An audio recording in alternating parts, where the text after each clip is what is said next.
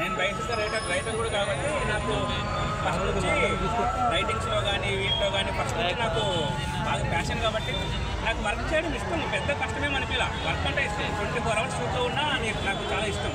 అంటే ఈ మూవీలో విఎఫ్ఎక్స్ ఏం వాడలేదంటున్నారు, అంటే మీకు విఎఫ్ఎక్స్ ఐడియా లేకపోవడం వల్ల వాడలేదంటున్నారా, లేదంటే నువ్వు నా ఫస్ట్ ముందు రాయలసీమలో వస్తుంది చూసావా, 2 సాంగ్స్ విఎఫ్ఎక్స్ చేయడానికి వాడతాడు.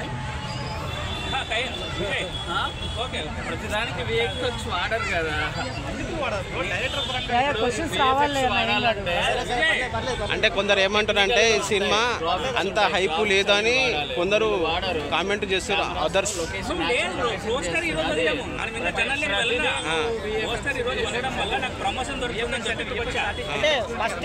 మీకు మా హీరోయిన్ పరిచయం చేస్తాం మళ్ళీ ఒకసారి. మేడం శ్రీలియా, తను ఫస్ట్ మూవీ ఆర్టిస్ట్ గా, నాకు ఫస్ట్ మూవీ ఆర్టిస్ట్ గా. సో శ్రీలియా, మరి శ్రీలీల కాదా,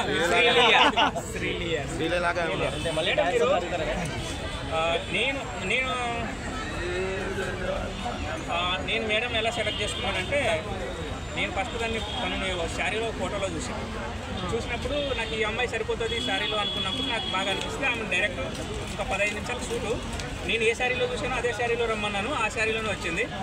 వచ్చి అనుకో పెద్ద డైలాగ్ ఇచ్చాను, 12 పేపర్ డైలాగ్. అది మీకు ఎలా అనిపించింది? మైక్ ఆమెకి ఫస్ట్ 1 or 2 times కొంచెం కష్టం అనిపించింది. తర్వాత కొంచెం అది అర్థం చేసుకొని ఓన్ చేసుకున్న తర్వాత ఈజీగా అయిపోయింది. సో మంచిగా చేశాను అనమాట. సో ఫస్ట్ కొంచెం ఫియర్ అనిపించింది, తర్వాత చేస్తూ ఇంకా ఈజీ అయిపోయింది. అంటే మీరు కథ అంటే ఫస్ట్ సినిమాతో మీకు ఫ్యూచర్ ఉండబోతుందని అనుకుంటున్నారా? సో ఇది డెఫినెట్లీ నాకు ఈ ప్రాజెక్ట్ నా కెరీర్కి హెల్ప్ అవుతుందని అనుకుంటున్నాను. అంటే మీరు కథ విన్నప్పుడు అన్నారా పెద్ద పెద్ద డైలాగులు ఉంటాయి, చాలా లెంతీ డైలాగ్స్ ఉంటాయి? ఓకే చెప్పారు, ఇట్లా లెంతీ డైలాగ్స్ ఉంటాయి, సో మంచి పర్ఫార్మెన్స్ కోరుకుంటుంది అని చెప్పారు. ఓకే, సో ప్రతి ఒక్కరు ఇలా లైక్ లెంతీ క్యారెక్టర్స్, పర్ఫార్మెన్స్ ఉన్న క్యారెక్టర్సే కావాలి అని అనుకుంటున్నాను. సో నేను కూడా అలాగే ఎక్స్పెక్ట్ చేశాను. సో ఆ విధంగానే డైలాగ్స్ కానీ, సో లెంతీ క్యారెక్టర్స్ కానీ ఉంటాయి కాబట్టి సో నాకు బాగా నచ్చింది. సో క్యారెక్టర్ కూడా అంతే బెస్ట్ అవుట్పుట్ వచ్చింది. అంటే ఏదైనా పెద్ద డైలాగ్ చెప్పడానికి ఇబ్బంది పడ్డారా? సో అన్ని పెద్ద డైలాగ్స్ అండి, ఇది కాదు, అన్ని పెద్ద డైలాగ్సే. చాలా ఒక్కొక్క చెప్పాలి అంటే ఒక్కొక్క 2-3 పేజెస్ ఉన్నాయి ఒక్కొక్క సింగిల్ డైలాగ్ కూడా చెప్పాలి. ఈ సినిమాలో ఫైట్స్ సాంగ్స్ ఎలా ఉండబోతుంది? ఫైట్స్ అయితే ఉండవు, మీరు ఎక్స్పెక్ట్ చేయకండి. సో చిన్న లైక్ రిలేషన్షిప్లో ఎలాంటి గొడవలు అయితే ఉంటాయి, ఫ్రెండ్షిప్ గురించి కానీ అమ్మాయి గురించి కానీ ఎట్లాంటి ఏమైనా ఈ సినిమాలో రిలేషన్ వాల్యూస్ ఉన్నాయండి. ఎందుకంటే ఒక ఫాదర్ ఎమోషన్ కావచ్చు, ఒక గర్ల్ ఫ్రెండ్ ఎమోషన్ కావచ్చు, సో ఫ్రెండ్స్ బాండింగ్ కావచ్చు, ఇది మొత్తం లైక్ చాలా రియాలిటీకి కొంచెం కనెక్ట్ అవుతుంది అనమాట. సో ఫ్రెండ్స్ కావచ్చు, ప్రతి ఒక్క రిలేషన్లో ఉన్న ప్రతి ఒక్కరికి కనెక్ట్ అవుతుంది. ఎందుకంటే ఇప్పుడు లవ్ అంటే ఒక్కొక్కరికి బేస్ చేసి ఉంటాం. ఒక ప్యూర్ లవ్ అయితే ఎలా ఉంటుంది అనేది మా సినిమాలో అయితే మీరు చూడవచ్చు. ఓన్లీ లవ్ అయినా లేకపోతే థ్రిల్లర్ టైప్ అయినా లేదండి, అంటే థ్రిల్లర్ అనేది ఎమోషనల్ లవ్ స్టోరీ. అంటే ఇప్పుడు వరకు వచ్చిన చాలా లవ్ స్టోరీస్ మనం చూసాము, విన్నాము, మీకు తెలుసు. ఇది కొత్తగా ఉండబోతుంది అంటారు ఖచ్చితంగా. సో బట్ ఎక్కడో ఏదో ఒక పాయింట్లో మాకు కనెక్ట్ అయ్యింది అని ప్రతి ఒక్కరు ఫీల్ అవుతుంది. అంటే జేమ్ టైప్ ఉంటుందా, లేకపోతే ప్రేమిస్తే టైప్ ఉంటుందా, లేకపోతే ఏ సినిమా టైప్ ఉంటుంది ఈ సినిమా? ఈ జనరేషన్ వాళ్ళకి ఎట్లుంటుంది, అట్లుంటుందా? ఈ జనరల్లోనే అవి కొద్దిగా మాస్ ఎలివేషన్స్ ఉంటాయి. దీంట్లో అలా కాకుండా ఓన్లీ లవ్ లవ్ లవ్.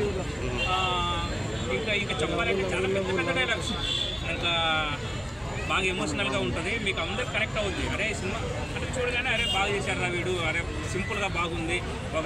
మనం ఒక గుడ్ ఫిలిం చూసినప్పుడు ఒక ఫీల్ కలుగుతుంది. ఏం ఫీల్ కలుగుతుంది మనకు? అంటే చిన్న సాటిస్ఫాక్షన్ ఉంటుంది చూడు, ఆ సాటిస్ఫాక్షన్ ఖచ్చితంగా ఇస్తుంది. అంటే రెండు సాంగ్స్ ఉన్నాయి కదా, 2 లవ్ సాంగ్స్ అయినా లేకపోతే ఒకటి మాస్ సాంగ్స్ ఏమన్నా? మాస్ సాంగ్ ఏముండదు, అసలు ఫైట్ ఉంటే కదా మాస్ ఉండేది. మామూలుగా నేనేమంటున్నానంటే, ఒకటి అమ్మాయిని కలిసినప్పుడు ఉంటుంది, విడిపోయినప్పుడు ఒక సాంగ్ ఉంటుంది, ఎమోషనల్ అండ్ హ్యాపీనెస్ సాంగ్స్. ఈ 2 యాక్చువల్ సాంగ్స్ స్కోప్ ఉంది, కానీ సినిమానే 2 గంటల 45 నిమిషాలు వచ్చింది. అసలు మీకు ఈ నేమ్ ఎందుకు అనిపించింది టైటిల్? అంటే నేను కథ రాసేటప్పుడే హీరో హీరోయిన్ పేరు పెడితే బాగుంటుందని ఫిక్స్ అయి ఉన్నా. అమ్మాయి పేరు మహారాణి, అబ్బాయి పేరు మహారాణి. రాజావారు రాణి గారు ఆ జోనర్లో ఏమన్నా ఇది రాజావారు రాణి గారు లాగా, అంటే టైటిల్ కూడా సేమ్ కొంచెం ఆ జోనర్ లాగా ఉంది. ఆల్మోస్ట్ అలాగే. అంటే కిరణ్ అబ్బవరం గారిది పూర్తిగా ఫ్రెండ్ కంటెంట్ కామెడీగా ఇలా వెళ్తుంది. అది హిట్ మూవీ, అది నో ప్రాబ్లం. మనది ఏంటంటే దీంట్లో ఫ్రెండ్స్ ఉంటారు, నేను కాదను, కానీ ఫ్రెండ్స్ ఉంటారు. ఇంకా లవ్ ఎక్కువ, ఒక డోస్ ఎక్కువ ఉంటుంది. సో అంటే ఎందుకు మీరు లవ్ జోనర్ తీసుకున్నారు? థ్రిల్లర్ కానీ లేకపోతే లైక్ హర్రర్ ఇవన్నీ ఎందుకు? లేదు, నా preview movie Rayalaseema love story కొద్దిగా లవ్ మాస్ అది. ఓకే. ఇప్పుడు ఇంకో మూవీ థియేటర్ రిలీజ్ ఉంది థియేటర్కి. ఓకే. అది ఇంకా ప్రివ్యూ, అది కంటెంట్ బొంబాయిలో ఉంటుంది. ఓకే. అంటే మొత్తం మాసే. అయితే థియేటర్కి వస్తుంది ఫిబ్రవరి. ఇప్పుడు ఈ గ్యాప్లో నేను ఇది ఎందుకు చేశానంటే ఓన్లీ లవ్వే చెప్తామని చెప్పి. అంటే అయితే లవ్తో పాటు కామెడీ ఏమైనా ఉండబోతుందా మీ సినిమాలో? కామెడీ ఏముండదు బ్రో.